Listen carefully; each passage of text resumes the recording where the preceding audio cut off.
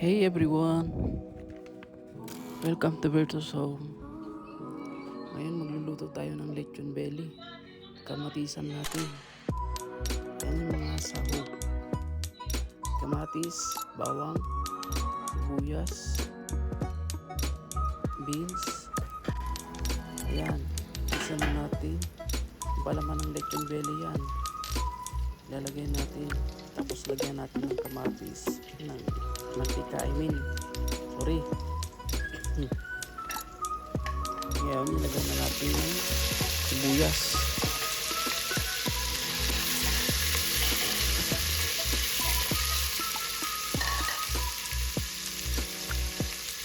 Tapos kasunod ng garlic. Igisa ng maayos yan para mabango. Tapos lagyan na natin ng lechon. Kamatis na pala. Tapos lagyan na naman ang mix. Sunod yan.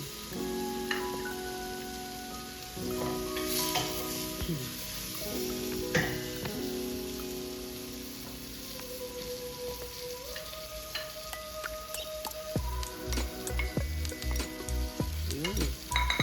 Lagay na. Bango.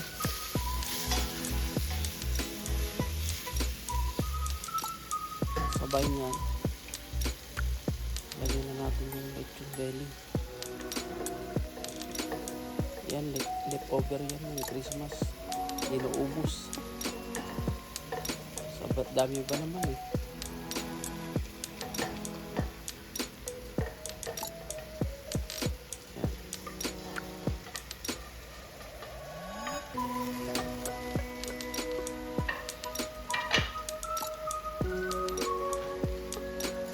Lagyan natin ng tubig, kuluan. Madalawang baso siguro yung lalagay natin dyan. Yan. Tapos takpan natin, pakuluan natin ng 20 minutos. Yan.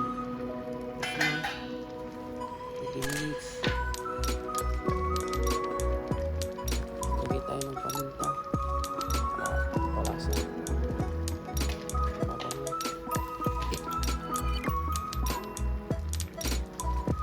Yan, ginisa mix. Palasa din yan.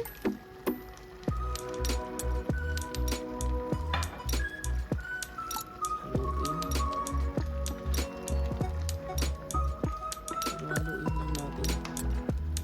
Tapos takpan natin ng hayaan makulo.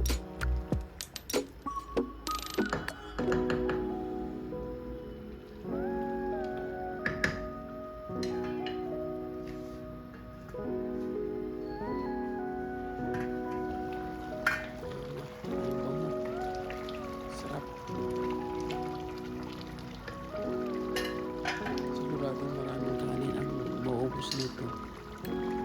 Lagyan natin ng patis, mga 2 kutsara siguro. Mahigit pa.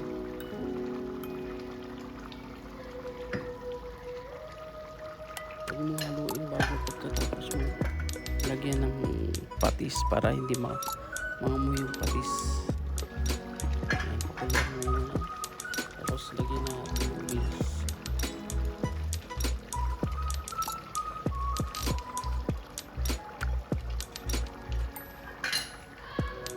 Takpan natin.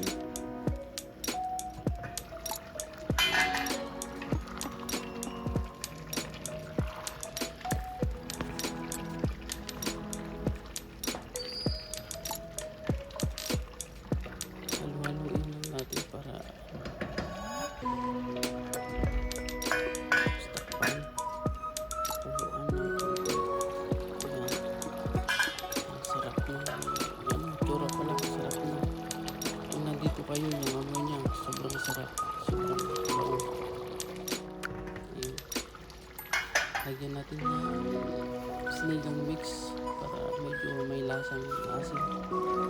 Para mas tama lang pamatanggal ng umay.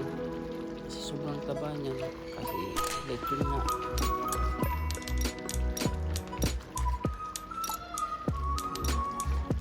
Kuluan lang ng konti. Tapos Kain na tayo. Ayun.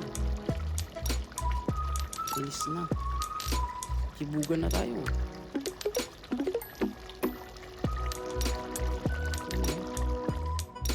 Ayun. Kainan na.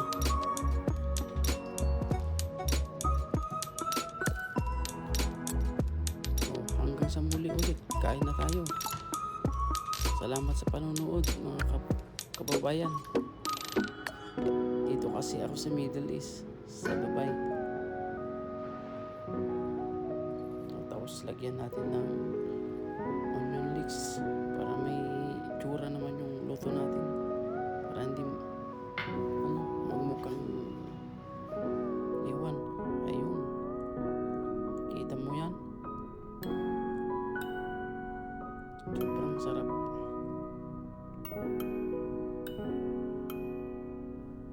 Magluto na rin kayo ng ganyan pag may mga tira-tira kayo kasi masarap talaga yan. Hindi lang lechon paksiw ang pwede dyan, pwede rin kinamatisan. Sige na, bye na, salamat sa panonood, hanggang sa muli.